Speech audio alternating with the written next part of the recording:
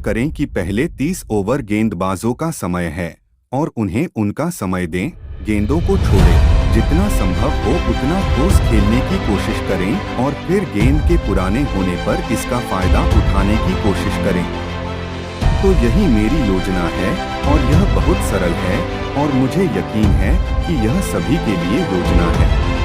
दाएं हाथ के इस बल्लेबाज ने कहा कि यह सब विदेशी परिस्थितियों में बुनियादी बातों पर टिके रहने के बारे में है और इसमें गेंदबाजों को उचित सम्मान देना भी शामिल है, विशेषकर जब गेंद सख्त और नई हो तब।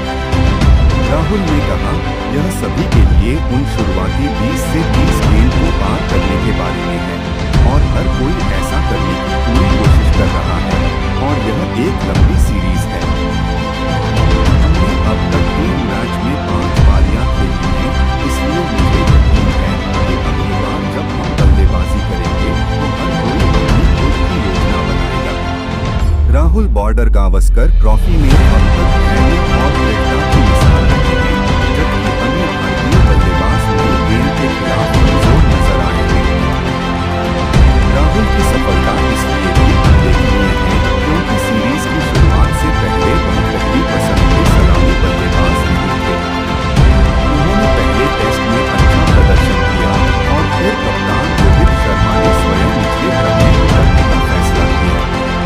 जैसे ही आकाश ने ड्रेसिंग रूम में मौजूद रोहित शर्मा, विराट कोहली और गौतम गंभीर जोश में अपनी कुर्सी से कूद पड़े। तीनों ने एक दूसरे को हाई फाइव दिया। जब आकाश और बुमराह वापस ड्रेसिंग रूम लौट रहे थे तो तीनों ने स्टैंडिंग ओवेशन दिया। साथ ही फैंस ने भी दोनों को स्टैंडिंग ओवेशन दिया। अब एक दिन का खेल बचा है। यह टेस्ट ड्रॉ की ओर बढ़ रहा है।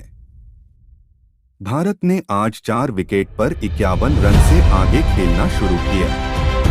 हालांकि जल्द ही रोहित शर्मा के रूप में टीम को 5वां झटका लगा। रोहित 10 रन बनाकर कमिंस का शिकार बने।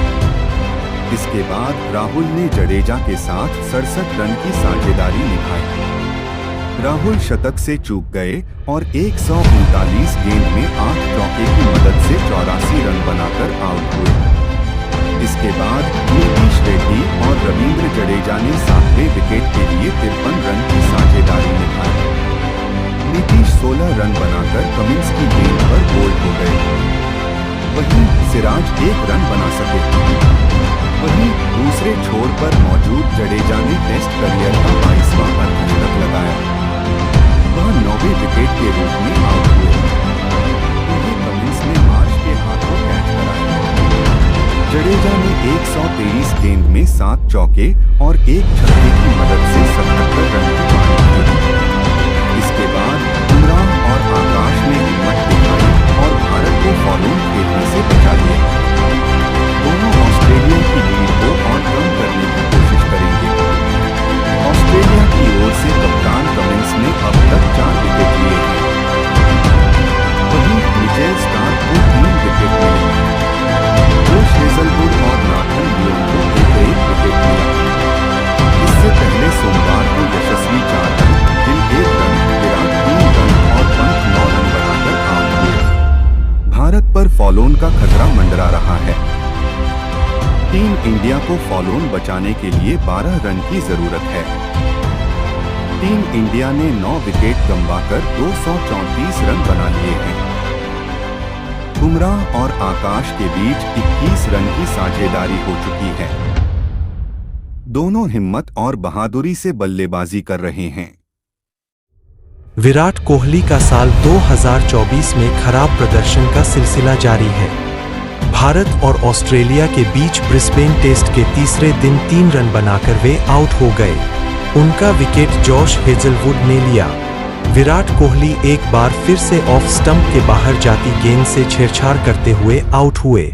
ऑस्ट्रेलिया दौरे पर उनकी नाकामी की यही कहानी रही है। वे लगातार ऑफ स्टंप से बाहर की गेंदों पर आउट हुए हैं। कोहली के पक्ष में एक बात कही जा रही है कि भारत का टॉप ऑर्डर जल्दी आउट हो जा रहा है, जिससे इस स्टार खिलाड़ी को शुरू में ही बैटिंग को उतरना पड़ता है। लेकिन कोहली इन्हीं हालात में बैटिंग करते हुए सफलता के शिखर पर पहुंचे थे। अब वे ऐसा करने में नाकाम हो रहे हैं। एक क्रिकेट प्रेमी शेबास ने सोशल मीडिया पर कोहली के कुछ आंकड़े पोस्ट किए हैं। इनमें बताया गया है कि कैसे कोहली ने मुश्किल हालात और टॉप ऑर्डर की नाकामी के बाद 2014 से 2022 के बीच भारतीय बैटिंग को संभाला था, मगर अब ऐसे हालात में वे असफल हो रहे हैं। साल 2024 में जब भी कोहली जल्दी बैटिंग के लिए उतरे हैं तो बड़े रन नहीं बना पाए हैं। उदाहरण के तौर पर ब्रिस्बेन टेस्ट में भारत की पहली पारी में जब वे बैटिंग के लिए आए तब स्कोर 2 विकेट पर 6 रन था। कोहली 3 रन बनाकर आउट हो गए। एडिलेड में दूसरी पारी में जब स्कोर 2 विकेट पर 42 था जब कोहली 11 रन बना सके। ऐसा ही हाल पर्थ टेस्ट में रहा। वहां पर पहली पारी में भारत ने 14 पर 2 विकेट गंवा दिए थे। कोहली भी तब 5 रन बना सके।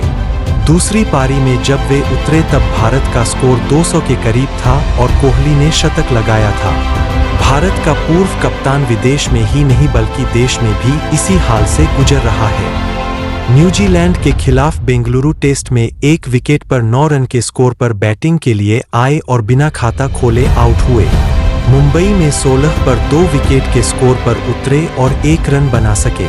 कोहली के टेस्ट करियर में शुरुआती सालों को देखा जाए तो इसी तरह के हालात में वे बड़े रन बनाते थे। जैसे 2014 में मेलबर्न टेस्ट में 5 पर 2 के स्कोर पर आए और 54 रन बनाए। उसी साल वेलिंगटन टेस्ट में 10 पर 2 विकेट के स्कोर पर उतरे और नाबाद 105 रन बनाए। 2018 में पर्थ टेस्ट में 8 पर 2 विकेट गिर चुके थे। तब कोहली ने 123 रन की पारी खेली। इस तरह की उनकी बहुत सी पारियां हैं और उन्हीं की वजह से फैंस ने उन्हें किंग कहना शुरू किया था। देखा जाए तो न्यूजीलैंड में भी उनके परफॉर्म अच्छा नहीं है। भारत और न्यूजीलैंड के बीच बेंगलुरु के एम चिन्नास्वामी स्टेडियम में खेला जा रहे पहले टेस्ट मैच में कीवी तेज गेंदबाजों ने टीम इंडिया की हालत खस्ता कर दी है। कोहली को नए तेज गेंदबाज विलियम ओरुर्के ने ग्लेन फिलिप के हाथों कैच आउट कराया। यह उनका इस साल चौथा डक है। कोहली इस साल सभी फॉर्मेट में फ्लॉप चल रहे हैं। 2024 उनके अंतर्राष्ट्रीय करियर का सबसे खराब साल है। कोहली ने इस साल अब तक 20 अंतर्राष्ट्रीय मुकाबले खेले हैं। इसकी 18 पारियों में 18.80 की बेहद खराब औसत के साथ सिर्फ 395 रन बनाए हैं। उनके बल्ले से एक भी शतक नहीं निकला है। वहीं सर्वश्रेष्ठ स्कोर 76 रन है। हालांकि इस दौरान उन्होंने 3 अर्धशतक लगाए हैं।